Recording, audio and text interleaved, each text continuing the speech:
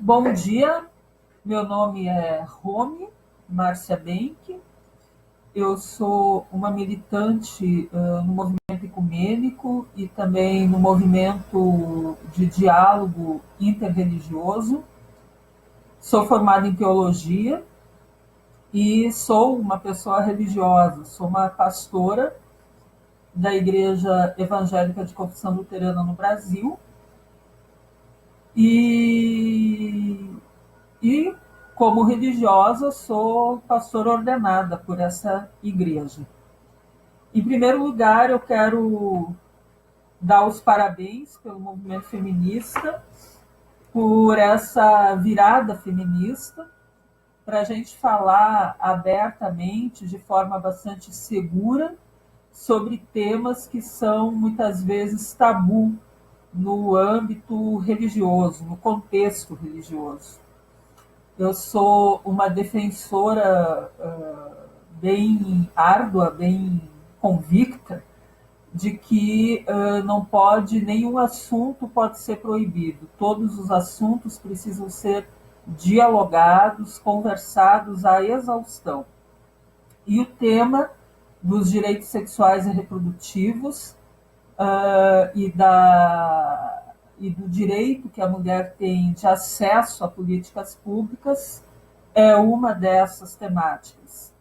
E isso significa também falar sobre a descriminalização do aborto, em especial nesse momento em que na Câmara se propõe a discussão da derrubada de leis que prevê, inclusive, o direito ao acesso ao aborto legal, que são aqueles casos em que a mulher corre risco de vida ou a própria gestação é uma gestação insegura e no caso de mulheres, por exemplo, mulheres que sofreram violência sexual, estupro, que são os casos que a lei garante. Eu penso que é um desafio muito grande o movimento feminista e também mulheres religiosas conversarem sobre pautas comuns. A gente sabe que ao longo da história da humanidade, no Ocidente, pelo menos, né? E aí eu vou pegar muito especificamente ao que diz respeito ao cristianismo, porque como pessoa cristã eu não posso falar de outras tradições religiosas. No cristianismo, as temáticas que envolvem direitos das mulheres sempre foram muito tensas. O cristianismo, assim como muitas outras tradições religiosas, ele é permeado por valores patriarcais. Isso a teologia feminista já durante bastante tempo tem procurado problematizar, tem apresentado outras hermenêuticas para se interpretar valores religiosos, para poder se interpretar a própria Bíblia, mas infelizmente, apesar dos resultados positivos que nós já conseguimos, a gente percebe que essa temática ainda continua bastante tensa e com muito pouca abertura para se falar. Por isso, é fundamental a gente aproveitar esse espaço possibilitado por essa virada feminista para a gente também poder conversar sobre esses temas.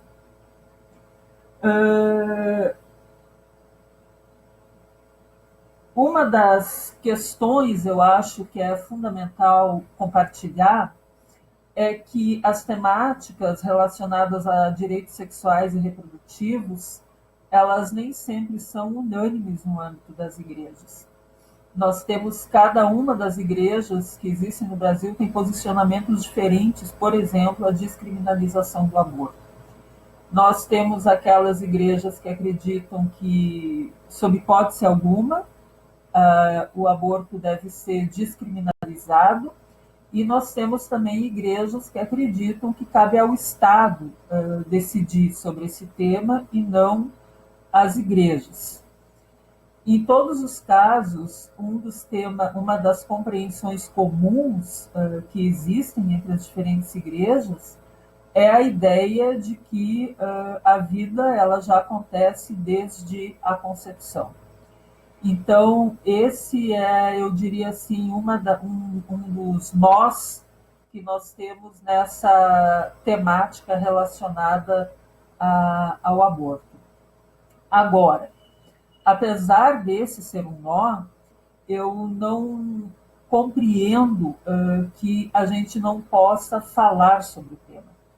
Ainda mais quando a gente olha para os dados e percebe que no nosso país são mais de, segundo dados das católicas pelo direito a decidir, são 1 milhão de interrupções à gravidez que ocorrem durante o ano no Brasil.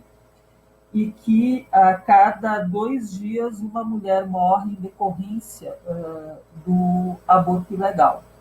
Então, apesar desse tema ser tabu, apesar da gente não falar abertamente sobre esse tema, apesar de nós termos leis restritivas relacionadas a esse tema, as pessoas fazem, as mulheres fazem. E muitas vezes elas fazem de maneira solitárias, fazem de forma em condições muito precárias e elas morrem.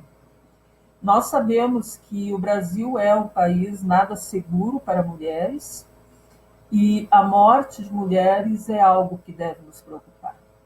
E essa morte ela acontece tanto pela falta de atendimento, de atendimento de qualidade na saúde pública e também privada, quanto também por causa da cultura patriarcal que nós temos. Então, eu penso e compreendo que essa temática proposta pela virada feminista precisa ser discutida também no âmbito da violência contra a mulher. Porque a gente não ter o direito a uma saúde integral e plena, a gente não ter o direito de falar sobre todas as dimensões da vida que nos envolvem, eu acredito que também isso é uma violência. É também, assim, muitas igrejas já têm se aberto para falar sobre temáticas que relacionadas aos direitos das mulheres, mas mesmo assim, apesar dessa abertura, que é extremamente positiva, a gente precisa assumir e não negar que, inclusive, para falar sobre violência contra mulheres, nós ainda temos muita dificuldade. E eu acredito muito de que as igrejas podem desempenhar um papel muito relevante na superação da violência, de todas as formas de violência contra a mulher, a partir do momento em que elas se abrirem para isso e a partir do momento em que elas assumam rever as suas posturas que criminalizam as mulheres. Eu, como mulher, fico muito assustada quando eu vejo movimentos internos dentro das diferentes igrejas chamando mulheres de criminosas, mulheres de irresponsáveis por causa de algumas decisões que elas tomaram em suas vidas. Isso me choca e também me entristece, porque eu, como mulher, quero viver a minha fé cristã. Eu me identifico, para mim o batismo é muito importante, a fé em Jesus Cristo é muito importante, é central para a minha vida, e justamente por causa dessa minha fé, eu me sinto absolutamente agredida, violentada quando eu vejo cartazes, quando eu ouço discursos chamando mulheres de criminosas. Eu acho que esse tipo de discurso não é compatível com a fé em Jesus Cristo. Outra questão, as temáticas todas propostas por essa virada feminista, elas precisam ser compreendidas no âmbito de todo o contexto de intolerância religiosa que nós temos no Brasil. Essa intolerância religiosa, além da que se manifesta contra as tradições de matriz africana, ela também diz respeito a grupos sociais, a grupos, movimentos que nós temos em nosso país. Entre esses movimentos, o movimento feminista é um desses movimentos que sofre as consequências da intolerância religiosa. Então, como é que a gente também precisa considerar a intolerância religiosa? A intolerância religiosa também está presente quando uma determinada tradição de fé quer impor a sua pauta ao conjunto da sociedade. E, nesse sentido, é importante que a gente reflita e reforce a discussão sobre a laicidade do Estado.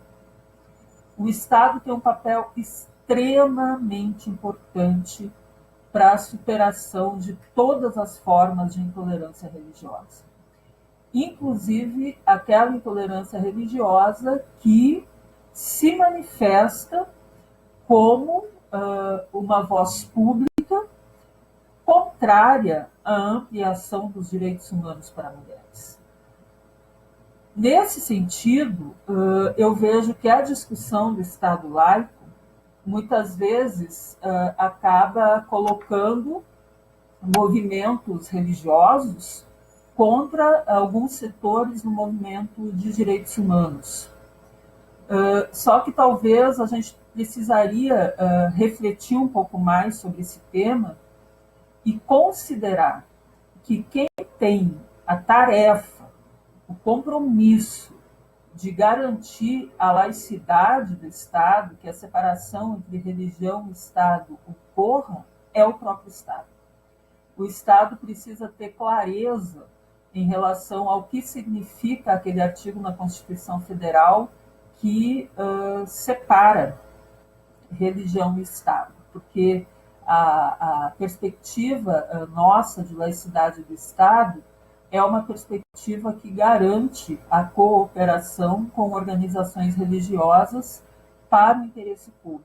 Eu não sou contrária a essa cooperação, é claro que eu creio que ela é importante, porque as igrejas têm desenvolvido também um papel muito relevante no que diz respeito à luta contra a criminalização dos movimentos sociais, ao que diz respeito à denúncia da violência contra povos indígenas, contra populações quilombolas. Então, as igrejas têm um papel relevante no que diz respeito aos direitos humanos. No entanto, o Estado não tem clareza em relação ao sentido, ao papel que ele deve desempenhar em estabelecer determinadas fronteiras para essa cooperação. Se nós vivemos num país democrático e plural, é necessário que uma separação entre Estado e Igreja considere todas as vozes que estão presentes na sociedade. E hoje a gente percebe que a influência religiosa no Congresso, no Senado, no Supremo Tribunal Federal, no Ministério Público, ela tem interferido significativamente e impedido que as mulheres, muitas vezes, tenham acesso aos seus direitos garantidos. Não são incomuns os relatos de mulheres que tentam acessar determinadas políticas públicas e são humilhadas. Então, eu creio que cabe ao Estado também definir como é que ele compreende a relação entre Estado e sociedade. Podem agentes públicos legislarem a partir de seus valores religiosos? Eu particularmente acredito que não. A pessoa tem todo o direito de ter a sua fé, de desenvolver um serviço público, né? De ocupar um espaço na área pública, mas no momento de decidir, essas pessoas precisam se orientar pelo caráter democrático e republicano do Estado. E eu creio que esse é um dos grandes limites que nós temos hoje em nosso país, porque nós temos grupos religiosos que historicamente influenciaram, inclusive, muitas vezes impediram uma discussão aberta e madura sobre questões relacionadas às mulheres. E a temática da descriminalização do aborto, do acesso aos direitos sexuais e reprodutivos, é um desses temas. Então, eu participo dessa virada feminista porque eu acredito profundamente de que nós precisamos estabelecer espaços seguros de diálogo. Nós precisamos parar com essa cultura de estabelecer nós versus eles. Nós precisamos parar de criminalizar movimentos. As mulheres estão morrendo no Brasil por vários motivos e eu creio que as mulheres, eu como mulher, eu digo, nós temos direito à vida e como mulher cristã também afirmo que o testemunho de Jesus Cristo me possibilita, me autoriza a falar abertamente sobre temas que são controversos nas nossas igrejas. E é por isso que eu estou aqui. Quero agradecer profundamente as organizações que estão promovendo esse debate. Penso que agora seria interessante a gente interagir sobre esse tema. Estou aqui, aberta, disposta e, enfim, é isso.